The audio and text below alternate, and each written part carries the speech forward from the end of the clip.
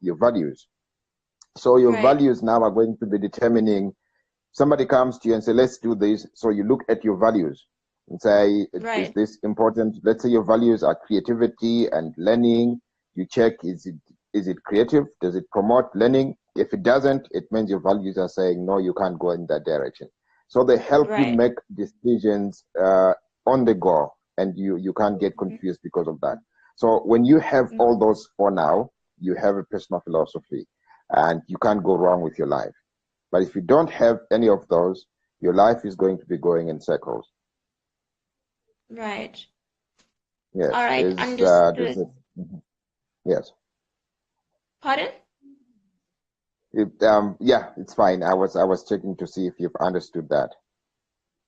Oh yeah, no, I understand what you're saying. Basically, you're speaking of vision, mission, and values and your purpose. I just want to start with purpose because you said it's more or less the first one. It's more like where we start from in developing our personal Yes, philosophy. And I have like yes, so many questions from people all the time about how to find their purpose and where to start from, how to identify it, all that stuff. So where do people start yes. from? It's a very tricky question, but here is what you do. Some people are very lucky; they Right. discover their purposes very early in life. Some people, like myself, are not so lucky; they discover their purpose later in life. So there are several ways with which you can figure out what your purpose is. The first Right. one, which is really, really the simplest, is look, you just pray over it.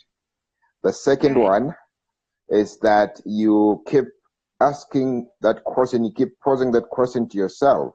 So as you Mm-hmm. pose that question to yourself, it sort of like agitates your life, and your subconscious, which deals with answering questions and making sure that everything is stable, will do Right. everything in its power to go and find the answer and bring it to you. And the third Mm-hmm. one is you explore, you try out different things. And as you are Okay. trying out different things, there are things that people are always going to say, you are really good at this. And it comes naturally to you, it makes you excited, it makes you feel useful. That is your purpose. Right. And sometimes Just like yeah, yes, you can go on. sometimes. Sometimes your purpose can be exactly like your mission. So you have to be constantly checking what it is that you always want to do it under your mission. Because a mission is easier to figure out when you figure out what your vision is, and then you say to yourself, what do I do every day to inch forward in the direction of my vision? So you are able Right. now to tell there's a trend that forms there.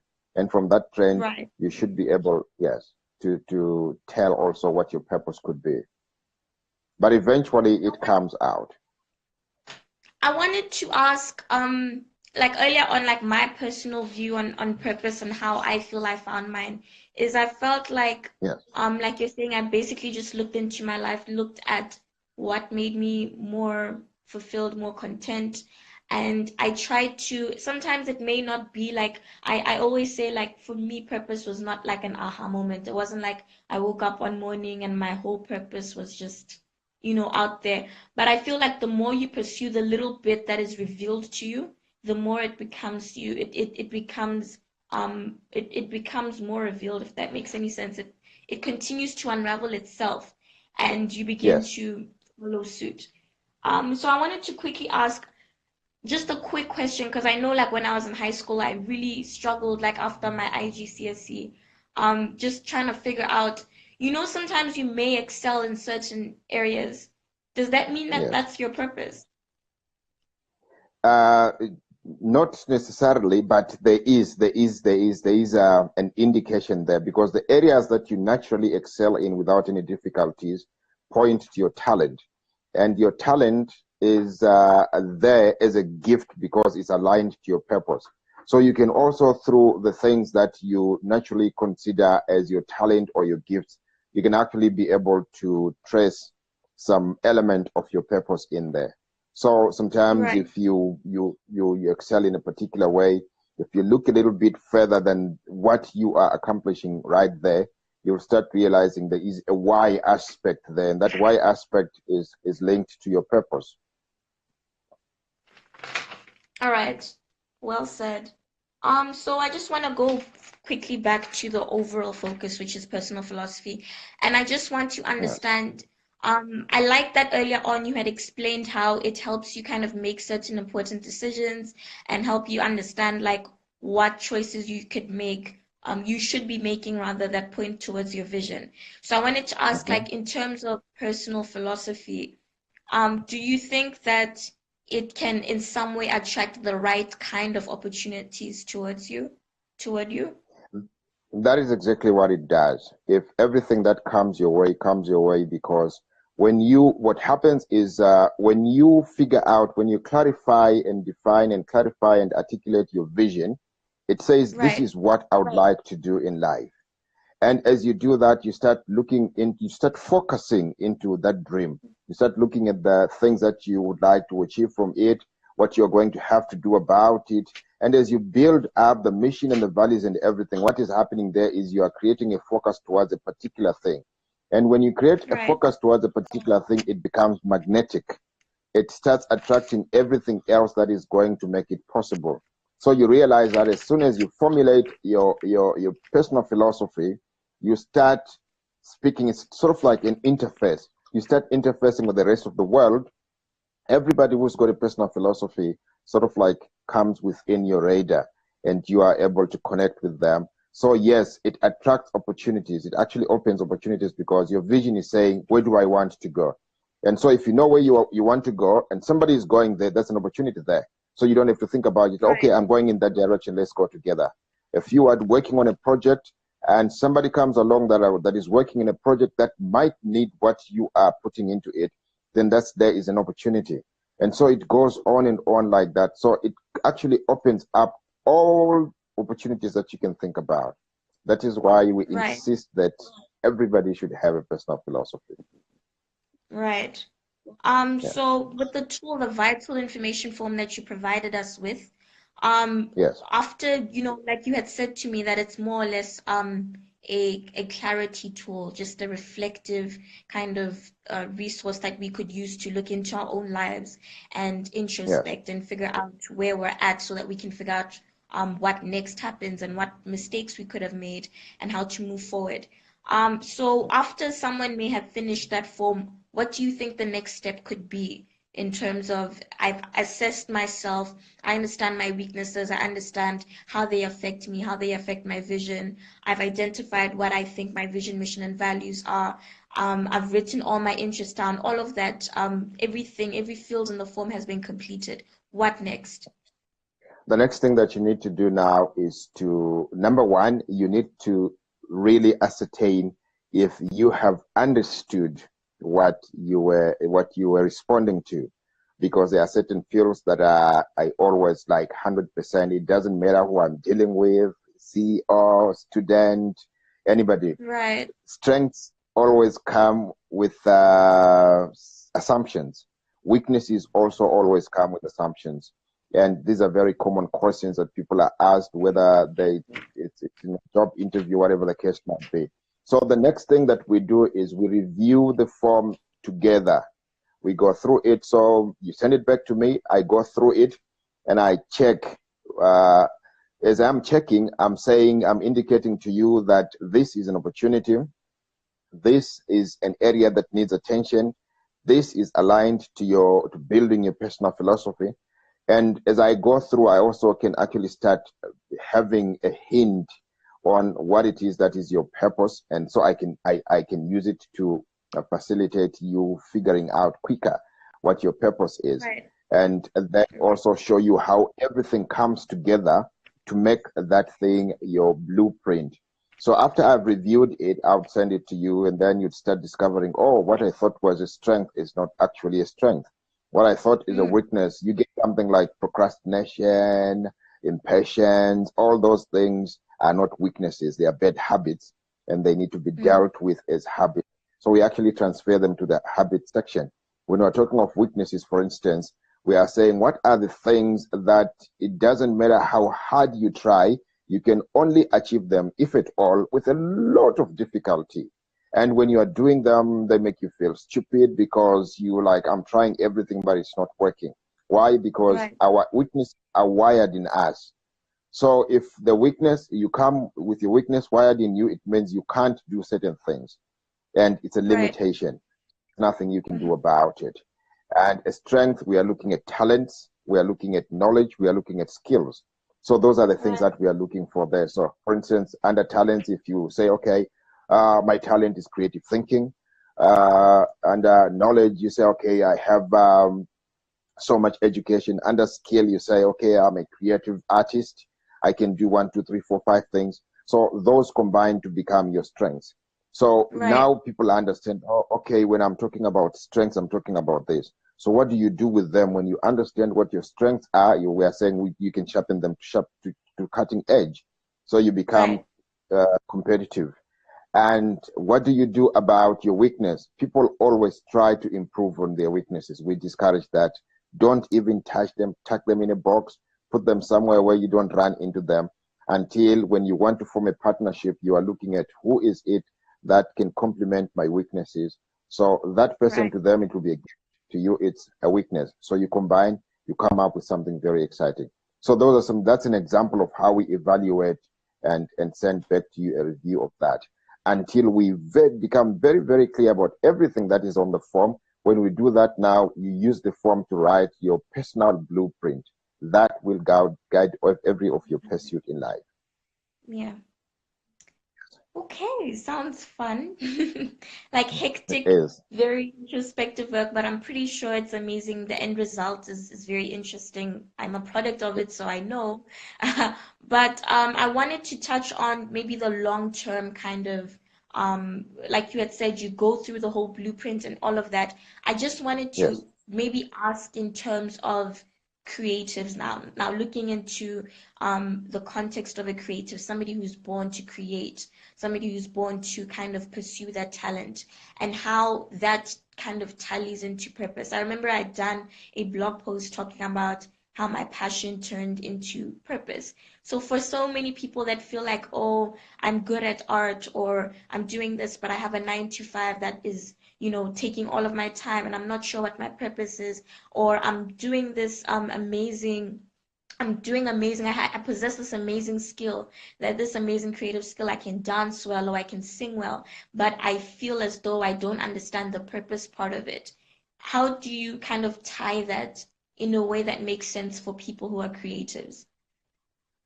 What then you need to do is while you are doing your 9 to 5 to meet whatever obligations come with that, you also create, there is a time because we simply divide the day into three. There's 8 hours for doing everything else, sleeping and stuff like that. There's another eight Right, hours if you're doing your 9 to 5. But right, there's another 8 hours that's not catered for here. You can parcel out about, let's say, half that time and start working on that other thing that keeps calling at you, that you are so good at, if it is music, if it is art, if it is photography, if it is anything that it is that you are very, very, very good at. And you feel that when you start doing that thing, time stops. And that is another indication that is linked to your purpose. You start doing that thing, time stops. So, and when people get to a point where they say, maybe you could come and do this for us, it means there is value in there. And you need now right, to start determining what that value is. When I started speaking, I was speaking at social clubs. And as I'm speaking to social clubs like Junior Chamber International and stuff like that, people started saying, maybe you can come and speak at our company. And I say, why would you like me to come and speak at your company? It said, because we're having a problem. Now, that problem always translates into numbers, losses, and so forth and so on. So if that problem, let's say, translates into loss of 1 million, and I come in and I fix it, it means I have saved that company 1 million. So maybe I could say I need 10% of that. So now it has value. Now you have realized that what you do can create value for other people. Because when you talk of value, we have two situations in life. We have pain, we have relief. When you move right, somebody from pain to relief, you have created value for them. Because if you are in pain, you can't do anything. So I have to remove right, the pain from, or I have to explain the pain for you so that you can bear it, knowing that if I go through this pain, I'm going to gain something. or I have to make it become something that you can endure as you go. So Right. whichever way it is, but what I'm doing is facilitating you to be able to be productive. And wherever there is productivity, there is value. And that's the value that now you attach to your craft. Let's say you sing and people say, okay, we're going to have a ceremony, but we need uh, entertainment breaks. So that ceremony has got values. So, when you get there now and they speak and now they want to relax because they can't keep speaking, you go in and you sing. So it means you've created value, you've added value to their ceremony, and they have to pay for that particular time. Because you Right. prepared for it and everything. So now you have turned your talent or your calling into value. So that's how it Interesting. works out. So really, in the context of a creative, it's more like what kind of solutions can you bring to the table, for Exactly. different, right? And so Yes. over time, I guess the audience of the people you provide solutions for becomes more fine-tuned, because I can imagine that personal philosophy gets you in a position where you become unique in your own right as you continue to work towards what you're called to. Yes. Yes. You begin to be separated from the mass, and you begin to be more defined, if that's a term, more Yes. defined, more well defined. And so that can help you kind of develop your creative style, your overall creative persona. You become more Mm-hmm. unique. Agreed? Yes. So Yes. I want to Agreed. touch on it And from, right? Yeah? mm-hmm. Yeah. Yeah. Sure. Yeah. You're saying something. Oh, I wanted to just ask you, like from a personal level, seeing that you're a writer, like this is amazing because now I can ask you questions from that point of view. How do you think your personal blueprint has helped you in your writing? But what it has done is it has said to me, what are the things that you're good at? So I looked at my talent and I realized that I have a unique way of giving any reality perspective.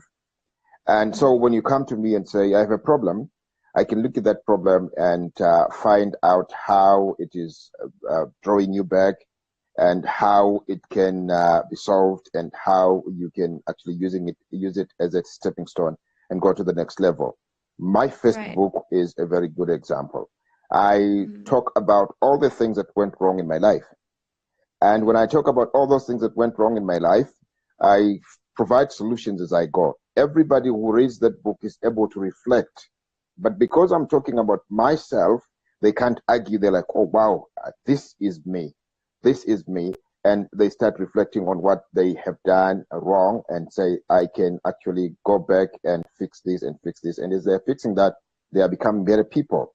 So when you look at that now, this is something that I've done and it's helping out other people. But for me to be able now to progress from there to go on and say, because people said, okay, tell us, can you write a book about what we can do? Can you write a book about how we can do it? And it went on like that. I needed now to sit down and say, what is my talent? Do I have a talent in writing? Then I realized, yes, I could write. And what does it take to write? Do I have a passion for reading? I have a passion for reading. I read at least 2 books every week. So it just, these are things that I had, but I didn't know how I could put them into productivity. And do I have the ability to create content? And I also realized I have the ability to create content, and do I have the ability to create solutions? So when I Mm. put that together, it all those things became my mission. So my vision is to,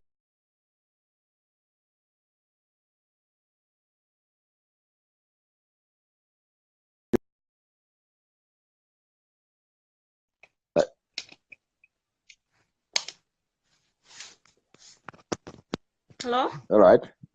Yes. Yeah, Okay. So I sorry. was saying I that got you. what when I looked at it, I said to myself, what is it that I would like to do now that I would still be doing in 100 years' time? And I realized that something that I did very well was write books, was create solutions, and was help other people go to the next best level in their life. And I said, how best can I do that?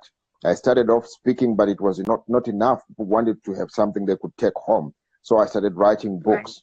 And then people said, okay, you've written books, but look, we would like to have a one-on-one on you and speak about these things. So I thought coaching could provide a very good platform where we could exchange ideas. So you see how these things, writing books, speaking, and creating solutions become a mission. So these are the things that I do every day to achieve my vision, which is to give people maximum advantage, which is also my purpose, to help other people achieve the best in them. So, and then everything else that comes in ties up to that. So that helped me not only to define myself, but in realizing after defining myself that this is what I can do. I mean, if you hold a fork and you figure out how many things it can do, you can put it to good use. But if you don't know how Right. many things it can do, it can be limited.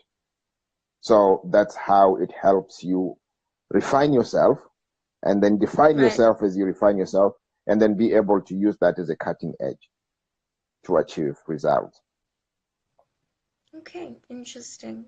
I Yeah. feel like that was a mouthful. I'm not sure. I feel you've answered a lot of my other questions. But is there Yeah. anything else you can add on personal philosophy for those that may not understand? I know a lot of young people are gonna be watching this. What kind of advice could you give them in terms of self-awareness and the importance of figuring out who you are as early as possible? Yeah, I think the best example that I can give them is the example of Helen Keller. Helen Keller was, when she was born at age 19 months, she was afflicted by a disease that left her without sight, without the ability to speak or hear anything.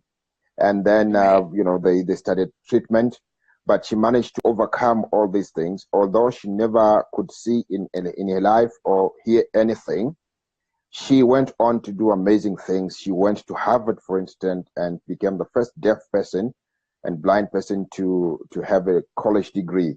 And then she went on to write over 12 books that are very exciting and have influenced a lot of people. She went on and became a politician and an activist. And people were always amazed how somebody can achieve something like that. And people asked her, what is worse than being blind? And her answer was, have sight, but have no vision. So that is very important. How is that important? It is important in the sense that you could be seeing, but if you don't have a certain direction in which you are going in life, you're going to spend all your life going in circles. And that is why you need a personal philosophy. That is why you need a vision. It's easier when you know where you are going, you can go there straight. When you know what you need to do tomorrow, you wake up and start doing that thing tomorrow. But if you don't have a vision, you won't be going anywhere. You look like you are doing a lot of things, but nothing is being achieved. And a lot of time and opportunities are being wasted. So your vision will make it easy for you to be able to do a lot of things in a very short period of time with a lot of results, as opposed to if you didn't have a vision and you were going in circles. So that will make a very big difference. This is why we need every young person to have a vision, know it is what they would like to be doing 10, 20, 30 years from now. So they start doing it as early as possible. And the earlier you start, the better. You make all the mistakes you need to make in time, make the corrections, and be able to move on. By the time you are 30, 40, 50, you have figured out what exactly it is your life is about. So you can't leave home without it.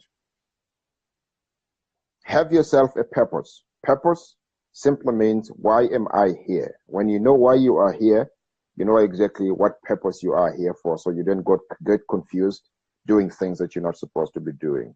And your purpose needs direction. It should go in a particular direction, and that direction where it goes to all your life is a vision. So a vision is, where am I going? Where am I taking my life? And where you are taking your life is very important. If you want to go somewhere, you have to start making preparations. You need to have a plan. You need to have goals, and all that is covered now by your mission. Your mission says, what am I doing every day for me to be able to be moving in the direction of my purpose? And lastly, how do I remain focused for you to remain focused, you need to have a value system. You need to tell yourself, these are the important things in my life. If I don't have them, I don't do them, my vision is going to be derailed, my purpose is going to be defeated. So in a nutshell, those four things, purpose plus vision plus mission plus value system, give you a personal philosophy. But it goes beyond that. It makes you a unique person. Every successful person that you have ever come across has a personal philosophy, whether it's accidental or deliberate. But it is better if it is deliberate. I think that should do it for today.